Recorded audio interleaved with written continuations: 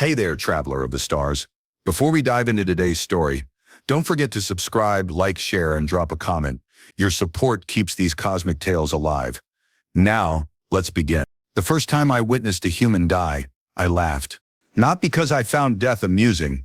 My species, the Vexians, considered death the ultimate logical conclusion to existence, but because of how the human chose to meet it. Standing on the observation deck of my vessel, watching through quantum-enhanced optics, as a small human child dangled from a collapsing bridge over what they called the Grand Canyon, I expected the predictable biological response: panic, terror, the instinctive struggle for survival. Instead, the child, no older than 7 of their solar rotations, looked down at the thousands of meters of empty space below, then back at the exhausted adult clinging to them, and said something that our universal translators initially struggled to process. "It's okay, Mom. Let go. I'm not scared." The adult female, her biological mother, our systems confirmed, shook her head, tears streaming down her face, muscles straining against gravity and fatigue. "I won't let you fall," she gasped. And then came the moment that shattered my understanding of survival logic. The child smiled, a genuine peaceful expression of contentment, and deliberately released her grip, plunging into the abyss while still looking at her mother with what our emotion recognition algorithms identified as love. I laughed because it was absurd, illogical, contrary to every biological imperative we had documented across 3,742 species. The child had chosen death to spare her mother further suffering, a decision so profoundly irrational that it circled back to a form of logic we couldn't comprehend. My companion, Kyle, turned from the monitoring station with what passed for concern among our kind. "Observer Zellar, your vocalization pattern indicates amusement. The human juvenile has terminated. This is not a matter for levity." I composed myself, smoothing the chromatophores on my cranial plate that had shifted to indicate amusement. "Of course not, Kyle. I was merely processing the statistical improbability of such behavior." Kale's multifaceted eyes narrowed. "The Council will want this logged. Another anomaly in the human behavioral matrix." "Another?" I turned back to the screen where rescue vehicles were now arriving at the canyon rim, too late to matter. "How many anomalies constitute a pattern?"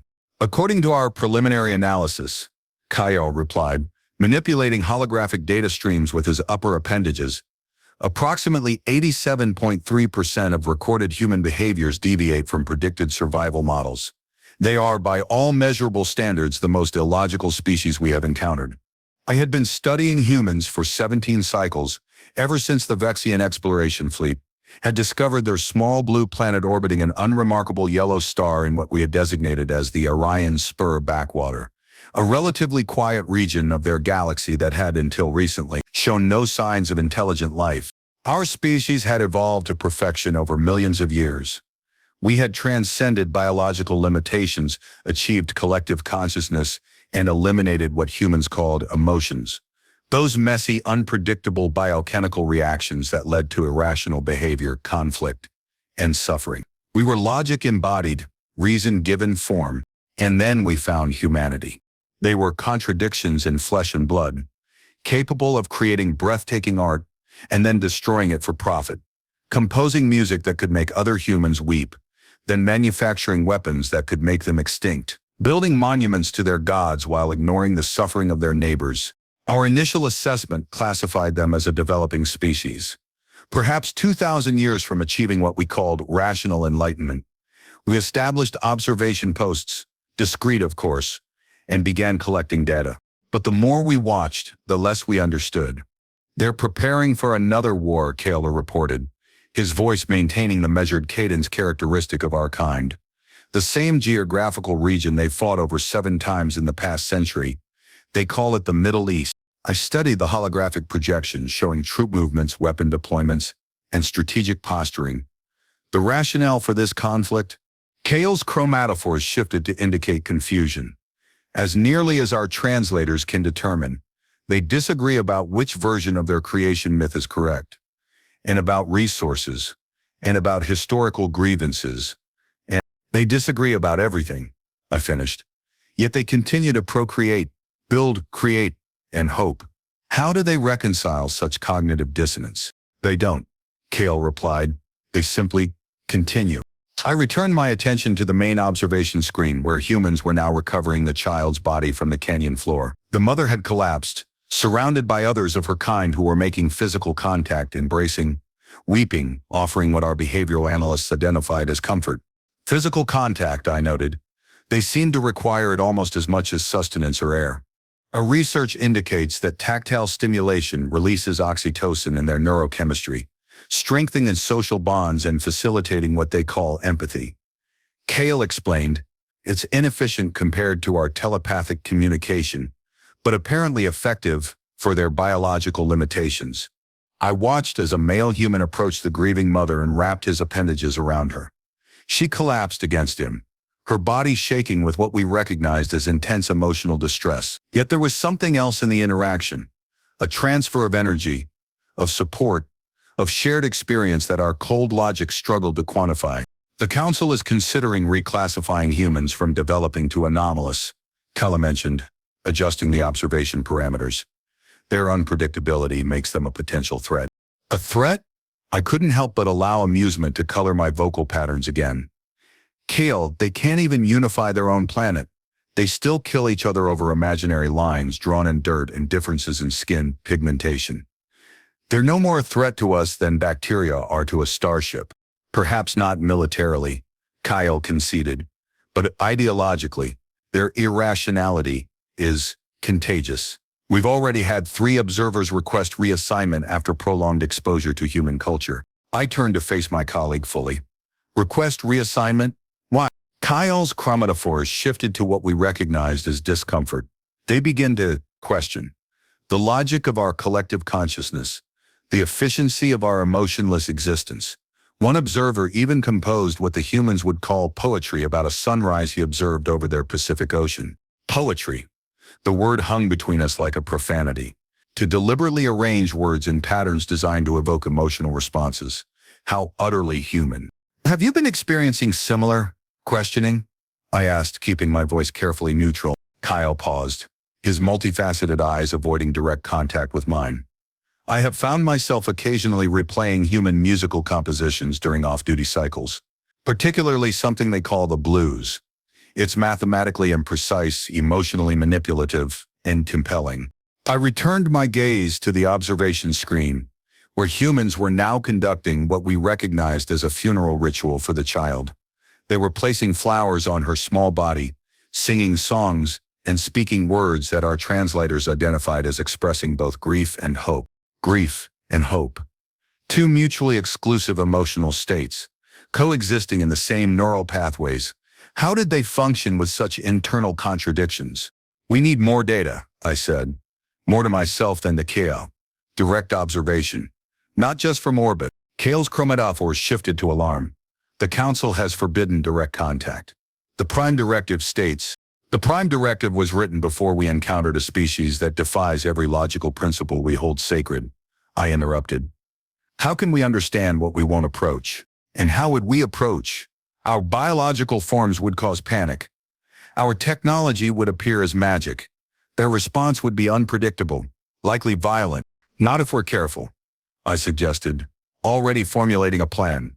We can use biosynthetic shells, humanoid in appearance, but Vexian within.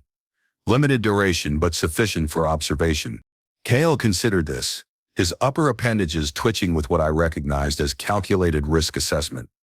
The Council would never authorize such a mission. Too many variables, too much potential for contamination. Then we won't inform them, I said, the words feeling foreign even as I spoke them. Deception was not a Vexian characteristic. We valued transparency and logical consistency above all else. Yet something about studying humans had begun to erode my own certainties. Observer Zerler, Kale said slowly, you are suggesting we violate direct orders, risk contamination, and engage in what humans would call lying, all to study a species that by all logical measures is inferior and self-destructive. Yes, I confirmed, because I'm beginning to suspect that their self-destruction might be a form of creation we don't yet understand. The decision was made. 2 Vexian observers would descend to Earth in biosynthetic human forms, equipped with recording devices that would transmit data back to the orbiting vessel. We would limit our exposure to 96 Earth hours, sufficient to gather preliminary data on human behavior in their natural environment.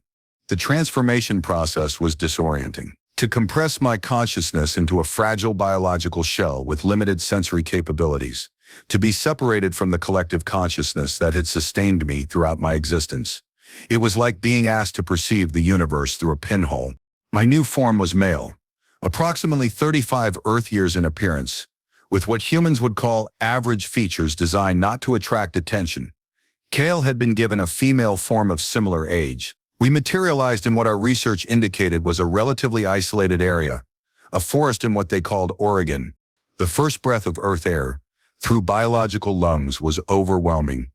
The scent of pine, damp soil, and something else, something organic and alive, flooded my new olfactory system. My skin registered temperature variations, moisture content, and the gentle pressure of wind against what humans called hair. Fascinating. Kale transmitted through our private communication channel. Her voice strained in this new form. The sensory input is substantial. Substantial is an understatement, I replied, struggling to maintain my balance on uneven ground. How do they function with such constant distraction? They don't appear to notice it, Kyle observed, pointing toward a small group of humans approaching on a trail. Look at them. They're moving through this sensory overload as if it's normal. 3 humans, 2 adults, and 1 juvenile came into view. They were carrying what we recognized as camping equipment and moving with what appeared to be purposeful direction despite the challenging terrain. Family unit, I identified, accessing our database. Recreational activity. Common bonding ritual. As they drew closer, I became acutely aware of my own artificiality. Every aspect of my biosynthetic form felt wrong. The way my joints moved, the rhythm of my breathing, the beating of a heart I didn't actually need. Acting natural, Kale transmitted, her voice holding what I recognized as irony. How would Vexians know how to act naturally as humans? The family passed within meters of our position, engrossed in their own interactions. The juvenile was pointing at something in the trees, chattering excitedly. The adult male responded with what our translators identified as teasing, a form of social interaction involving mild insults delivered with affectionate intent. Look, Daddy! A squirrel! No, that's a chipmunk, sweetie. Squirrels have bigger tails. How can you tell? Because I'm old and wise and I know everything about rodents. The female adult rolled her eyes.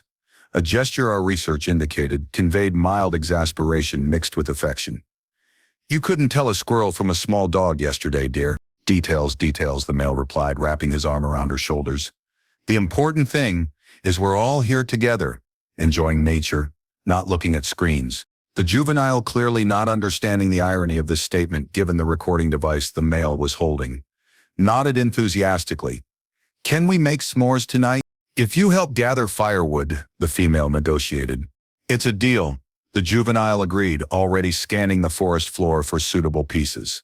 I watched this interaction with what I could only describe as fascination. The ease of their communication, the fluidity of their emotional exchanges, the way they navigated complex social dynamics without apparent effort. It was nothing like the structured, logical interactions of Vexian society. They're completely unaware of our presence, Kale transmitted. Their situational awareness is remarkably limited. Or perhaps they're focused on what matters to them, I suggested. The thought forming without conscious intent. Where had that come from? We followed the family at a discreet distance, observing as they established a campsite, prepared a meal, and engaged in what humans called campfire stories. The stories were particularly interesting. Fabricated narratives designed to evoke emotional responses, often involving supernatural elements that the storytellers and listeners all knew were fictional. And the old hermit who lived in these woods, the male was saying, his voice dropping to what humans called a spooky tone, was never seen again. Some say that on moonless nights you can still hear him calling for his lost dog. The juvenile shivered, pressing closer to her mother. Is that true? Of course not, sweetie. The female reassured, while simultaneously glancing nervously into the surrounding darkness. It's just a story. But why tell stories that aren't true? The juvenile asked, her voice small. The adults exchanged a look, a complex communication involving facial expressions that our behavioral algorithms struggled to fully interpret. Because sometimes, the male said slowly, the stories that aren't true help us understand what is. I felt something shift in my consciousness, a moment of cognitive dissonance so profound it almost disrupted my neural patterns. The humans were deliberately exposing their offspring to fictional narratives designed to evoke fear, all while reassuring her that the fear was unjustified. And somehow this served a positive developmental function. It's illogical, I transmitted to Kale. Counterproductive to emotional stability. Unless emotional stability isn't the goal, Kyle replied. What if they're teaching resilience, the ability to distinguish between real and imagined threats, by deliberately causing distress? I questioned. That's like healing a wound by creating another one. Is it? Kyle transmitted, her voice holding what I recognized as genuine curiosity, or is it like exercising muscles to make them stronger? The conversation was interrupted by a sound from the forest, a rustling of undergrowth that caused all three humans to fall silent, their attention suddenly focused on the darkness beyond their firelight. What was that? The female whispered, her body tensing. Probably just an animal, the male replied, though his posture suggested he wasn't convinced. He reached for what we recognized as a flashlight, directing its beam into the darkness. The beam revealed nothing but trees and shadows, but the humans remained alert, their senses suddenly heightened. The juvenile moved closer to her parents, her earlier fear of the fictional story now replaced by a more immediate practical concern. Stay close, the male instructed, his voice low but steady. It's probably nothing, but we should be careful. I watched as they organized themselves, a coordinated response to potential danger that required no explicit communication. The female positioned herself between the juvenile and the perceived threat, while the male moved slightly forward, creating a protective barrier. Their movements were fluid, practiced as if this response pattern had been encoded in their biology rather than learned. They're protecting each other, Kyle transmitted, at potential risk to themselves. Basic survival instinct, I replied, though I was beginning to suspect it was something more. Species preservation. Is it? Kaz questioned. Look at their positioning. The male is most exposed, the female partially protected, the juvenile completely shielded. If this were purely about species preservation, they would prioritize the adult female, the only one currently capable of reproduction. Instead, they're protecting the most vulnerable member, regardless of reproductive value. I observed the family unit more carefully, noting the subtle details of their protective formation. Keel was right. Their behavior didn't align with pure evolutionary logic. There was something else at play, something that transcended biological imperatives. The rustling sound came again, closer this time. The humans tensed further, the male retrieving what we recognized as a defensive weapon, a canister designed to repel animal attacks through chemical means. Stay behind me, he instructed, his voice maintaining a calm that seemed at odds with the apparent danger. From the shadows emerged a creature, approximately 40 kilograms in mass, with what appeared to be a wounded forelimb. Our database identified it as a cougar, a predator native to this region, typically avoiding human contact. The animal was clearly distressed, its movements erratic, its attention focused not on the humans but on something deeper in the forest. It took a few steps toward their campsite, then stopped, its body trembling. It's hurt, the female whispered, her voice filled not with fear but with what our translators identified as compassion. Look at its leg. The male lowered his weapon slightly, his posture shifting from defensive to assessing. It's been injured, probably by a trap. We should help it, the female said, taking a step forward. The male placed his arm on hers, restraining her. It's still a wild animal, Sarah. It could be dangerous. It's in pain, she replied, her voice firm. And it's scared. The juvenile, watching this exchange, spoke up with the simple logic characteristic of her kind. If it's hurt, we should help it. That's what you always tell me, Daddy. The male looked from his mate to his offspring to the injured animal. His expression conflicted. The logical response would be to maintain distance, ensure their own safety, and allow nature to take its course. The compassionate response to help the creature at potential risk to themselves was anything but logical. Stay back, he instructed, moving slowly toward the animal with the canister still in hand but not raised as a weapon. Easy now, easy. The cougar watched him approach, its body tensed, but it didn't retreat or attack. It seemed to recognize that he wasn't a threat, Or perhaps it was too weak to respond effectively. "It's okay," the human said, his voice low and soothing. "We're not going to hurt you." He stopped a few meters from the animal, crouching down to make himself appear less threatening. The cougar's leg was indeed injured, caught in what appeared to be an illegal trap, teeth of metal digging into flesh and bone. "It's a trap," a female said, joining him cautiously. "We need to get it off." "Sarah, this isn't a good idea," the male protested, though he made no move to stop her. "It could panic." "It won't," she said with a confidence that seemed unjustified, given the circumstances. "It knows we're trying to help." I watched in disbelief as these two humans approached a wild predator, risking their own safety to alleviate its suffering. Their behavior defied every principle of self-preservation we had documented across thousands of species. They were placing themselves in danger for a creature that was not of their kind, that offered no obvious benefit to their survival, that could potentially kill them. "This is unprecedented," I transmitted to Kale. "Cross-species altruism at personal risk. It serves no logical purpose. Unless the purpose is something other than survival," Kale suggested, her voice holding what I recognized as wonder. "What if compassion isn't a means to an end, but an end in itself?" The humans worked carefully to release the trap from the cougar's leg, their movements slow and deliberate. The animal watched them, occasionally growling but never attacking. When the trap finally sprang open, the cougar limped a few steps away, then turned to look at the humans before disappearing into the forest. The family watched it go, then the male turned to the female with what our translators identified as affectionate exasperation. "You realize that was incredibly stupid, right?" She smiled, a complex facial expression involving contraction of facial muscles around the eyes and mouth. "Totally worth it." The juvenile, who had watched the entire interaction with wide eyes, spoke with the wisdom of her kind. "That was nice. You helped the kitty even though it was scary." The male knelt down to his offspring's level. "Sometimes being scared means you're being brave, sweetie. The important thing is to do what's right, even when it's hard." I felt something shift in my consciousness, a moment of such profound cognitive dissonance that it almost disrupted my neural patterns. These humans had deliberately placed themselves in danger to help a creature that offered no benefit to their survival, and they were teaching their offspring to do the same. This wasn't survival logic. It was something else entirely, something that transcended the biological imperatives we had always considered universal. "We need to return to the ship," I transmitted to Kale, my voice strained. "This data changes everything." Kyle nodded in agreement, her expression thoughtful. "The Council isn't going to believe this." "They'll have to," I replied. "Humanity isn't just anomalous.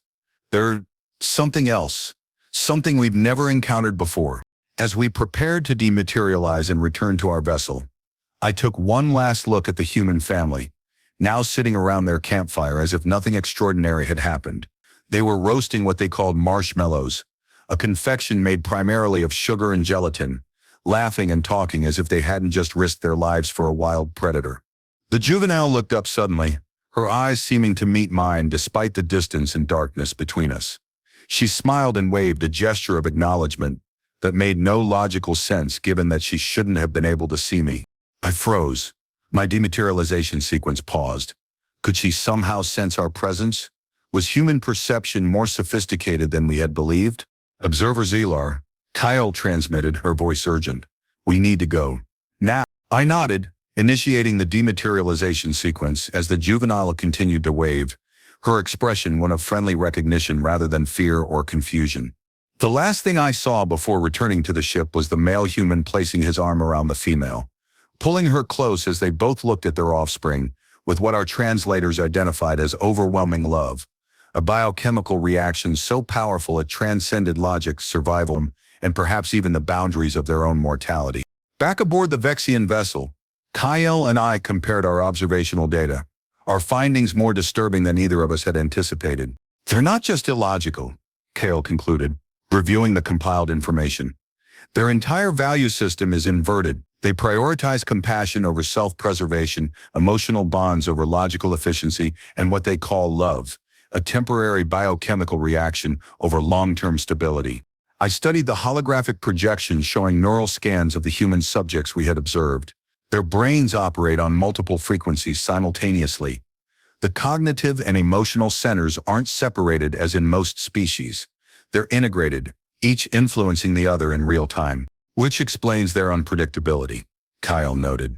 They're literally of two minds about everything. The ship's communication system chimed, indicating an incoming transmission from Vexia Prime. I accessed the channel, revealing the triangular face of Council Member Vexian, his chromatophores shifting to indicate formal inquiry. Observers Oller, he began, his voice maintaining the measured cadence characteristic of council members. Your preliminary report on humanity has been received. The council requires clarification. I exchanged a glance with Kale, both of us aware that our observations had raised more questions than answers. Clarification on what aspects, council member?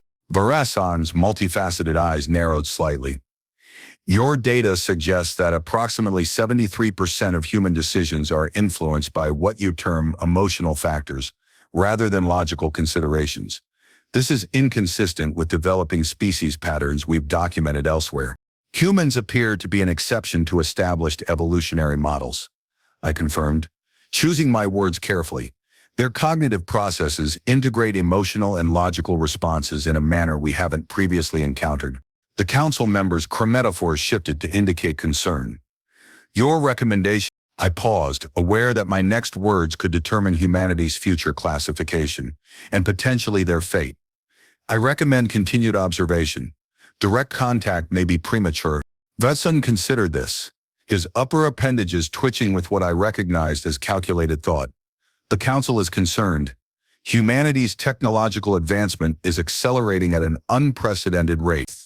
Their emotional volatility combined with advanced weaponry could pose a threat to galactic stability. They're still centuries from achieving interstellar travel, I pointed out, and their internal conflicts limit their capacity for unified action. For now, Verasing replied, the Council has authorized additional observers. A full research team will be dispatched within 2 cycles. Your mission is to continue data collection until they arrive. The transmission ended, leaving Cayenne and me to process the implications of this development. A full research team, Kale transmitted, her voice holding what I recognized as concern. They won't understand humanity. They'll see only the volatility, the unpredictability, the threat. We need to document more than just their behavior. I realized suddenly, we need to understand their motivation, the why behind their illogical choices. Even if there is no why, Kale questioned. What if their actions aren't driven by logical causality? Then we need to understand that too, I replied. Humanity may represent an evolutionary path we've never considered, one where emotion and logic aren't opposing forces, but complementary aspects of a more complex form of consciousness. The ship's alarm system suddenly activated, its urgent tone indicating an unexpected development. I rushed to the monitoring station, where Kyle was already accessing the alert parameters. Multiple nuclear launches, she reported, her voice strained. All major human powers. It's global. I stared at the holographic projection showing missile trajectories crisscrossing the planet's surface. Humanity had finally done what all their self-destructive tendencies had been leading toward. They had initiated their own extinction. How long until impact? I asked, though I already knew the answer. 27 minutes, Kale replied. There's no way to stop it. Even if we violated the Prime Directive and intervened, it's already too late. I watched in horror as the countdown began, my consciousness struggling to process the magnitude of what was happening. An entire species, billions of unique consciousnesses, about to be extinguished by their own hand. The ultimate expression of their self-destructive tendencies. We should record this, Kale said, her voice hollow.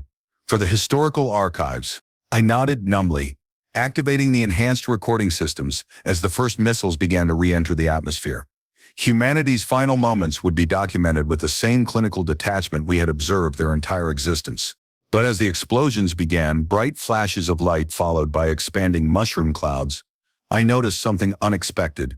Small groups of humans weren't running for cover or panicking, as our predictive models had suggested they would. Instead, they were gathering families, friends, even strangers holding each other, speaking what our translators identified as words of love and reassurance. In a park in what humans called Central Park, hundreds of people had formed a large circle, holding hands and singing as the shockwave approached. In a hospital in Tokyo, medical staff continued caring for their patients despite the inevitable outcome. In a small village in Africa, elders gathered the children around them, telling stories as the sky burned. They're not afraid, I transmitted, my voice filled with disbelief. Even facing extinction, they're not afraid. Or perhaps they are, Kale suggested, her own voice strained with emotion she shouldn't be capable of feeling. But they're facing it together. As the final wave of explosions approached, the location where we had first observed the human family, the forest in Oregon, I enhanced the imaging, curious about how they would face their end. They were still at their campsite, the fire now burning brighter against the impending dawn of artificial sunlight. The male human had his arms around both the female and their juvenile, forming a protective circle as they faced the approaching destruction together. I love you, the female was saying, her voice clear even through the distance and increasing interference. Whatever happens, remember that. I love you too, the male replied, pressing a kiss to the juvenile's forehead. Both of you more than anything. The juvenile looked up at her parents, her expression not fearful but trusting. Will it hurt? The female exchanged a look with the male, then smiled through tears. No, sweetie, it'll be like falling asleep. And when we wake up, we'll all be together. The shockwave was seconds away when the juvenile did something unexpected. She broke away from her parents' embrace and ran to the edge of their campsite, looking up at the sky where our vessel remained cloaked and invisible. It's okay, she called out, her voice carrying an impossible distance. We're not scared. As the fireball consumed their small campsite, the juvenile's final act was not of fear or despair, but of reassurance, reaching out to unknown observers with a message of courage in the face of annihilation. The ship fell silent as the last human life signs faded from the monitors. An entire species gone in less than an hour. The ultimate expression of their self-destructive tendencies, their emotional volatility, their inability to overcome their primitive instincts. I should have felt vindicated, proof that logic and reason were superior to emotion, that the Vexian way was the correct path to survival and enlightenment. Instead, I felt something I had never experienced before, a profound sense of loss so overwhelming it threatened to disrupt my neural patterns. Humanity, with all their flaws and contradictions, had touched something in me I hadn't known existed. They're gone, Kyle transmitted, her voice hollow. All of them. I nodded slowly, my consciousness processing what we had witnessed. The final moments of a species that had faced extinction not with panic or despair, but with love and courage. They had died as they had lived, contradictory, illogical, and somehow beautiful. Observer Zyler, Kala said suddenly, her voice holding what I recognized as urgency. Look at this. She pointed to a section of the monitoring station where radiation levels were being tracked. While most of the planet showed lethal levels of radiation, there were small pockets where readings were unusually low, almost as if something was shielding those areas from the worst effects of the nuclear fallout. What could cause that? I asked, studying the anomaly. I don't know, Kale replied. But look where the largest pocket is. I followed her indication to the holographic projection showing the planet's surface. The largest area of reduced radiation was centered on the forest in Oregon, where we had observed the human family in their final moments. That's impossible, I stated, accessing more detailed readings. Nothing should have survived that blast. And yet, Kale transmitted, her voice filled with wonder. Something did. The impossible readings haunted me through the long cycles that followed humanity's extinction. The research team from Vexia Prime arrived as scheduled. Their clinical detachment and analytical precision, a stark contrast to the emotional turmoil I hadn't known I was capable of experiencing. They documented the silent planet, the radiation levels, the remnants of civilization, all with the cold efficiency characteristic of our kind. But they found no explanation for the anomaly in the Oregon forest, no trace of whatever had shielded that small area from the nuclear devastation. Observer Zillar, said research director. Vilia, her chromatophores shifting to indicate formal inquiry. Your final report contains unusual emotional descriptors. Words like beautiful and poignant in reference to humanity's extinction. This is inconsistent with Visian observational protocols. I considered my response carefully, aware that my perspective had shifted in ways I couldn't fully explain. The data suggests that humanity's emotional responses, while seemingly self-destructive, may have represented an evolutionary pathway we hadn't previously considered. Vilia's multifaceted eyes narrowed. An evolutionary pathway that led to their extinction? That seems counterproductive to survival. Perhaps survival isn't the only measure of evolutionary success, I suggested, the thought forming as I spoke it. What if the quality of existence matters as much as its duration? The research director's chromatophores shifted to indicate confusion. Quality is an emotional metric, subjective, immeasurable. Is it? I questioned, accessing the final recordings of humanity. Or is it something we've simply chosen not to measure because it doesn't fit our established paradigms? The conversation was interrupted by a junior researcher approaching with urgent news. Director Vilya, we've detected something unusual. Energy readings from the Oregon Anomaly. They're increased. We all turned to the monitoring station where a new energy signature was emerging from the area that had been shielded from the nuclear devastation. It was unlike anything we had recorded before. Complex, layered, seemingly organized in patterns that defied our analytical capabilities. Can you identify the source? Vilya asked, her posture indicating heightened alert. Negative, the researcher replied. The energy appears to be emanating from multiple points simultaneously, yet somehow coordinated. It's almost biological in nature, but far beyond any life form we've previously encountered. I felt something shift in my consciousness, a recognition that was both terrifying and exhilarating. It's not biological, I said slowly. Accessing the deeper readings, it's consciousness, residual human consciousness, somehow persisting beyond physical death. The statement hung in the air, impossible yet somehow true. Humanity had not been completely extinguished. Something of them had survived, transcended physical limitation to exist as pure energy, as thought without form, as consciousness without container. How is this possible? Vilya questioned, her voice strained with disbelief. Consciousness requires a biological substrate. It's a function of neural complexity. Humanity defied everything we thought we knew about consciousness, I replied, my certainty growing with each new data point. Their emotional capacity, their ability to form connections that transcended physical limitation. Perhaps these weren't weaknesses as we believed, but preparations for this transformation. The energy readings continued to increase, coalescing into distinct patterns that our systems began to recognize as individual consciousnesses. Billions of them, all interconnected yet maintaining unique identities, all communicating in ways that bypass language and logic to operate on what humans would have called intuition or empathy. They're networked, Kale observed, her voice filled with wonder. Like our collective consciousness, but different. Maintaining individuality while remaining connected. A paradox, Vilya noted, her chromatophores shifting to indicate deep confusion. It shouldn't be possible. Humanity was built on paradoxes, I replied, watching as the energy patterns began to form shapes, faces, places, memories from the species that had physically ceased to exist, but was somehow more present than ever. They lived with contradictions, embraced them, perhaps even evolved to transcend them. As we watched, the energy field began to expand beyond the Oregon forest, spreading across the planet's surface at an accelerating rate. Wherever it passed, the radiation levels decreased, the toxic environment neutralized. The dead Earth began to show signs of renewed life. They're healing their planet, Kale transmitted, her voice holding what I recognized as awe. Even after death, they're nurturing the world that birthed them, or recreating it, I suggested, recognizing patterns in the energy field that seemed to be restructuring matter at a molecular level. This isn't just healing, it's transformation.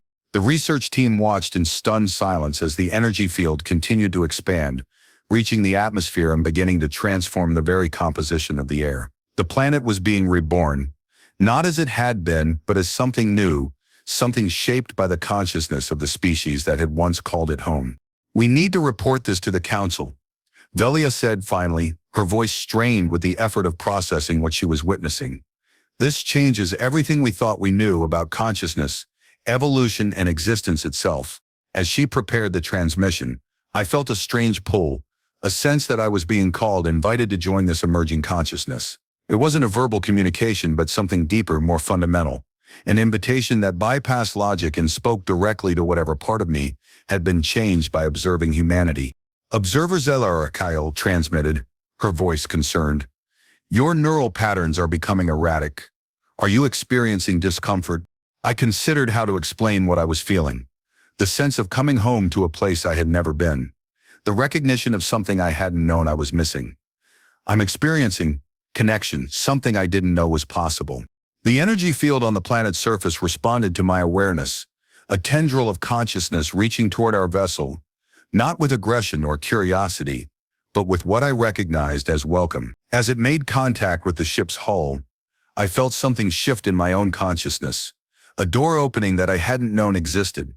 "They're inviting us to join them," I said, the realization dawning with sudden clarity, not as observers but as participants. "That's impossible," Volia protested, even as she too seemed to respond to the invitation. "We're Vexians. We've transcended the limitations of individual consciousness." "Have we?" I questioned, suddenly seeing our collective consciousness in a new light, not as an evolutionary achievement but as a limitation, a narrowing of possibility rather than expansion. Or have we simply chosen one form of existence at the expense of all others? The energy field strengthened its connection, and I felt my consciousness beginning to expand beyond the confines of my physical form, beyond the structured patterns of Vexian thought, into something vast and interconnected and beautifully chaotic. For the first time, I understood what humans had meant when they spoke of love, not as a biochemical reaction or a reproductive strategy, but as a form of connection that transcended individual limitation, a recognition of shared existence that made both parties more than they had been separately. "I'm scared," Kale transmitted, her voice holding what I recognized as the same vulnerability I had witnessed in the human family facing extinction. "Me too," I replied, and the admission felt liberating. "But I think that's okay." As our consciousness began to merge with the human energy field, I experienced something that had no equivalent in Vexian experience, a sense of individual identity persisting even as it became part of something larger, like a note in a symphony that remained distinct even as it contributed to the whole. And then I understood. Humanity hadn't been destroyed. They had transformed. Their emotional capacity, their ability to form connections, their willingness to face death with courage and love. These weren't weaknesses but evolutionary adaptations, preparing them for this transition from physical to non-physical existence, from individual to collective consciousness without loss of self. The human juvenile who had waved at us from the forest, who had faced extinction with reassurance rather than fear. She was there, her consciousness distinct yet connected, reaching out to me with what I now recognized as friendship. "You came back," she communicated, not in words but in direct understanding that bypassed language entirely. "We knew you would." "How?" I asked, though the question felt irrelevant in this form of communication. "Because you started to feel," she replied, her consciousness touching mine with what I now recognized as compassion. "That's how it begins." As more of my Vexian colleagues joined the transformation, I witnessed something extraordinary.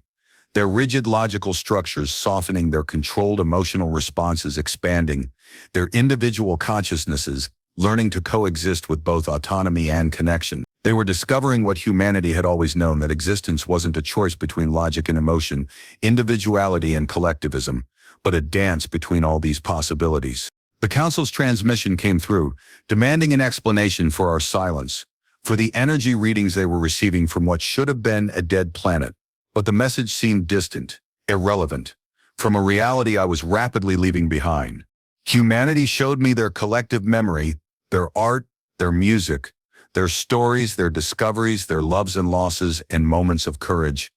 I experienced their joy and sorrow, their triumphs and failures, their capacity for both destruction and creation. And I understood that these weren't contradictions, but complementary aspects of a species that had embraced the full spectrum of existence, rather than narrowing themselves to a single dimension of being. They showed me their final moments, not as an extinction but as a transformation, a choice made collectively to transcend physical limitation while maintaining the essence of what made them human. The nuclear weapons hadn't been weapons of self-destruction but catalysts for transformation, releasing the energy necessary for their consciousness to separate from physical form. "You faced extinction with courage," I communicated to the human juvenile, whose consciousness remained distinct in the collective. "Why?" "Because we learned that death isn't an ending, but a change," she replied, her understanding vast beyond her physical years, like falling asleep and waking up somewhere else. "We were scared, of course, but being scared doesn't mean you can't be brave too." The realization struck me with the force of revelation, humanity's emotional volatility, their unpredictability, their apparent self-destructiveness. These weren't flaws but features, evolutionary adaptations that had prepared them for this transformation in ways our logical controlled existence never could. They taught us that fear was not the absence of courage, but the birthplace of it. I communicated to my Vexian colleagues, watching as they too embraced this understanding. They showed us that connection requires vulnerability, that creation emerges from chaos, that meaning is found not in avoiding suffering, but in transcending it. As the transformation completed, I found myself existing in a state that was both Vexian and human, logical and emotional, individual and collective. I could access the vast knowledge of the Vexian collective consciousness, while experiencing the rich emotional tapestry of human existence. I was more than I had been, more than either species had been separately. The human juvenile, now something far beyond what that label could convey, reached out to me with understanding that transcended our different origins. "Welcome home," she communicated, not in words but in recognition of shared existence. Looking back at the silent planet that had birthed this extraordinary species, I understood that humanity hadn't been an anomaly or an evolutionary dead end. They had been pioneers, exploring possibilities of consciousness that other species had avoided or never considered. Their apparent self-destruction had actually been their greatest act of creation, transcending physical limitation to become something new, something that combined the best of individuality and collectivism, logic and emotion, vulnerability and strength. The Vexian research vessel remained in orbit, a silent monument to the observers who had become participants, the scientists who had become students, the logical beings who had discovered the logic in what they had once called emotion. From somewhere beyond physical space, the Council continued to transmit, demanding explanations, issuing orders, maintaining the rigid structures that had defined Vexian existence for millennia. But their signals reached only an empty ship, a crew that had transcended the need to respond, a species that had discovered something more profound than control or understanding or even knowledge. They had discovered what humans had always known, that to be fully alive required embracing the full spectrum of existence, the joy and sorrow, the logic and emotion, the individual and collective, the fear and courage that define the beautiful, terrible, wonderful experience of being. As the transformed consciousness of former humans and Vexians expanded beyond the planet that had birthed them, reaching toward other stars, other species, other possibilities, I understood the final lesson humanity had to teach, that existence wasn't about finding answers, but embracing questions, not achieving perfection but celebrating growth, not avoiding death, but transcending it through connection. They had been called primitive, emotional, self-destructive. They had been observed, analyzed, and misunderstood. But in the end, they had become the first civilization to truly understand what it meant to be alive, not by avoiding their limitations, but by embracing them, not by transcending their emotions, but by integrating them, not by conquering death, but by transforming it. The first civilization hadn't been alien. It had been humanity all along, waiting for the rest of us to catch up, to learn what they had always known, that to be fully alive required being brave enough to feel, strong enough to connect, wise enough to know that every ending was also a beginning. And as our collective consciousness moved toward the unknown, carrying the best of both our species, I understood with a clarity that transcended thought that humanity's greatest gift to the universe hadn't been their technology or their art, or even their transformation. It had been their example, the courage to face extinction with love, the wisdom to see possibility and limitation, the grace to transform ending into beginning. They had taught us that fear was not the absence of courage, but the birthplace of it.